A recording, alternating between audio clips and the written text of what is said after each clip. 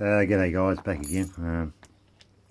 Thought I'd do just a little demonstration how to do a quick rekey and a simple rekey of the cylinder 4 series locks from Whitco.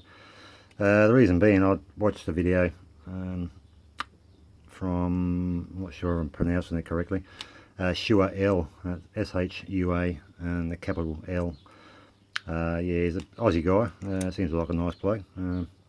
He did a stock lock Sunday last week, and he happened to have this for the to pick, and sort of inspired me to get one out of the box and just show you how to rekey it to your house key.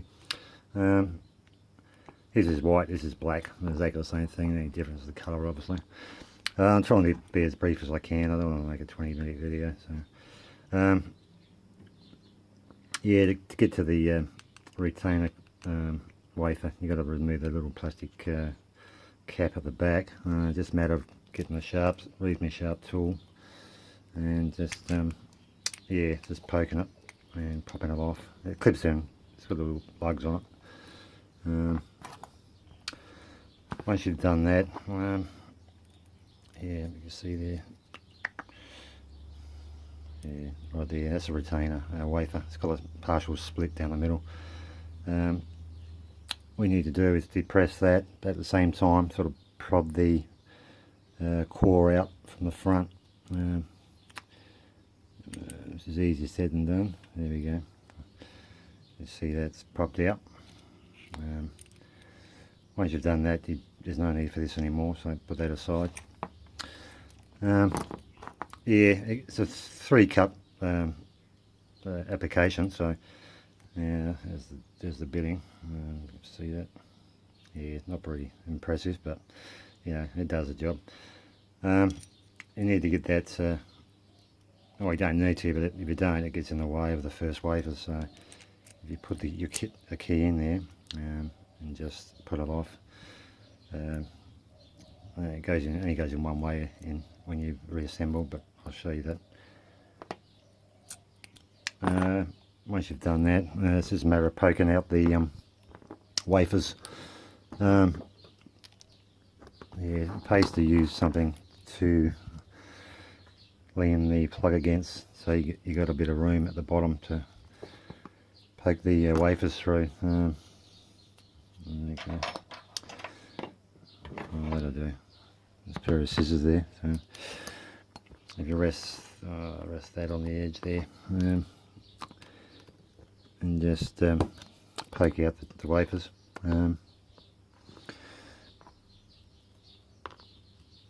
Yeah, with these little plugs, there's only 3 cuts in the key, but there's actually double wafers in each cut. They're both the same, exactly the same. They're symmetrical wafers, but they're installed. The little spring ledge goes in on one side that way in relation to the spring, and the other wafer, as you can see, goes in that way in relation to the spring. So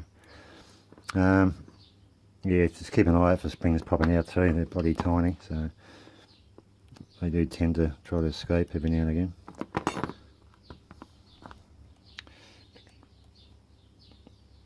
There's actually numbers on the back of these little wafers too. I'm not sure I can focus. Yeah, it's the number 1. So obviously the other one's the number 1 as well. This is the actual rekeying kit that comes, which is applicable for the cylinder 4 locks. Yeah, it's a Whitco lock, but it's actually owned by Abloy. But Whitco have kept their logo and colours, and they haven't changed for some reason. So, but anyone in Australia knows the Whitco colours and the logo. So, but they are owned by Abloy, hence the Abloy keying kit. Okay, yeah. So it's number 1. I was going to, just for purposes, rekey it to that house key, which is a 5-cut C4 profile, but it's actually a Whitco blank, genuine. So And I know what the cuts are, so just for argument's sake, hang on, what are they? Where's that cut? Oh, it's a 1. That was a bloody waste of time. Anyway, took that out for no reason. Bloody clown. Anyway, I'll put them back in. Not paying attention again.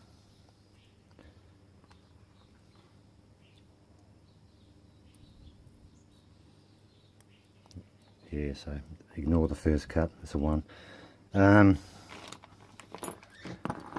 the back of the key, it's got the cuts anyway, which makes it easier. So it's a 102. So you don't need the 0 because the next cut is a 6. So again,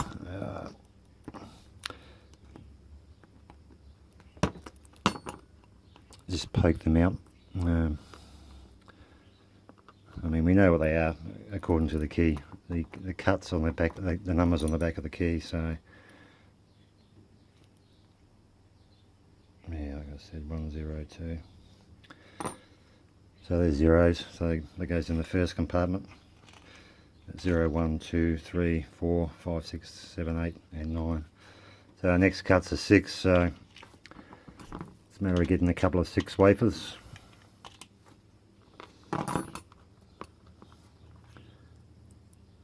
Try and keep this in frame. If I go out of frame, I apologise for that. I'm just because I'm actually peering over the camera to do this. I can't do it I can't do this kind of stuff in the control camera. Yeah, it does my head in. I'm not sure how you guys get away with that, but gee, I can't do it. If they don't snap in with your finger, just give them a bit of a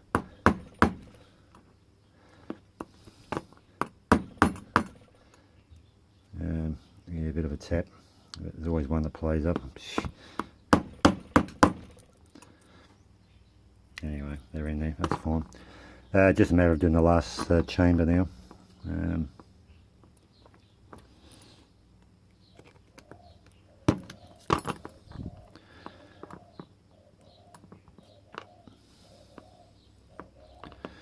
Okay, so we know that's, oh no, so 102, so that's number 2 cut. We don't need that because the third cut on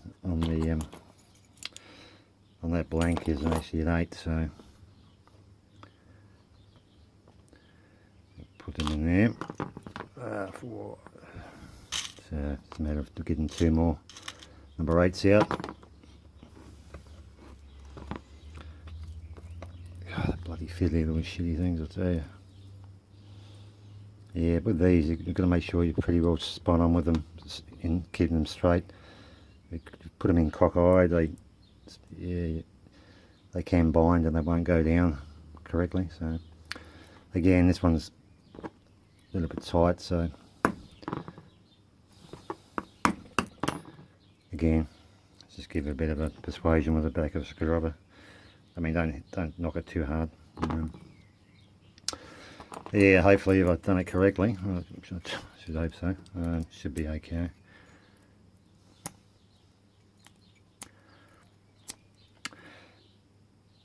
Yeah, pretty much. Yeah. They're not perfect wafers, by the way, hence the little slight rise, but that's not going to affect the lock in any way because the tolerances are not that flash. So they're in a very cheap plug, and the wafers are bloody pressed out too. They're cheap as well. Not a great fan of this cylinder 4 system, but anyway, it's everyone each to their own. So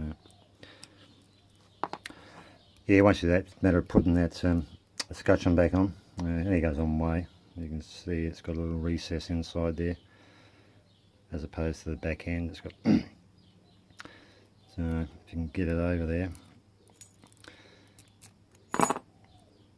Hang on, so I'm just trying to do this. Yeah, you've got to depress the retainer wafer to get this on.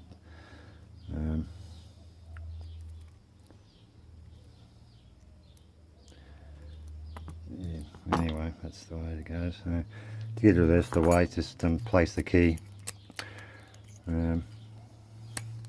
right in place and slip over. Yeah, and it goes in one way. You'll see, like it can't, it's not going there. So see that clicks in. Yeah, just a matter of putting them back into the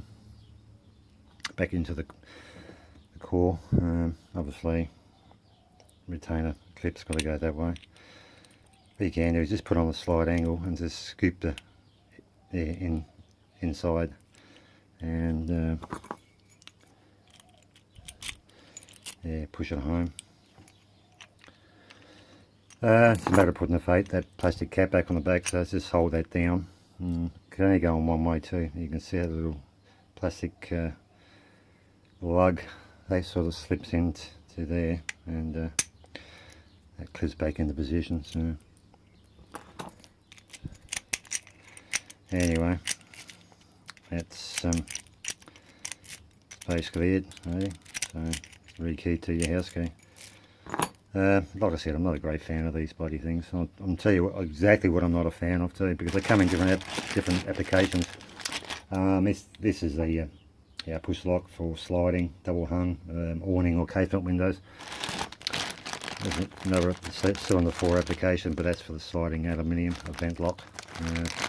They're a bit more involved in taking them apart, but obviously doable.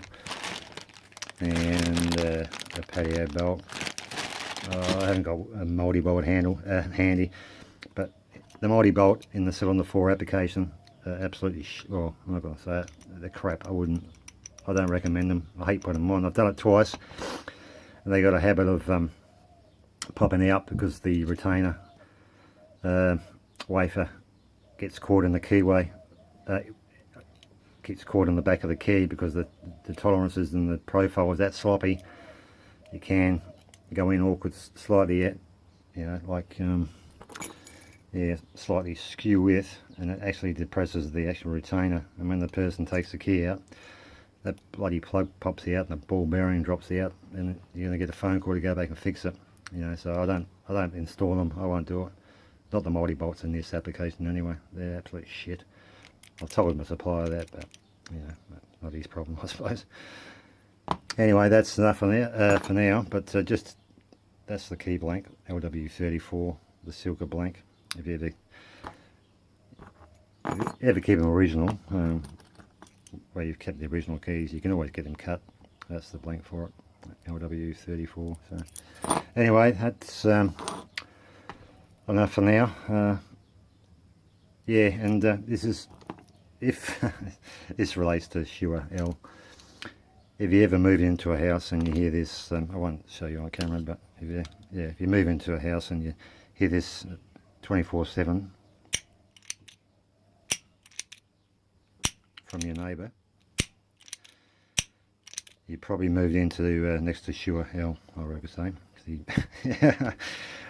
I think he'll appreciate that, but yeah, he loves that the clicking. So anyway, that's enough for now. Until the next one, I'll take care and bye.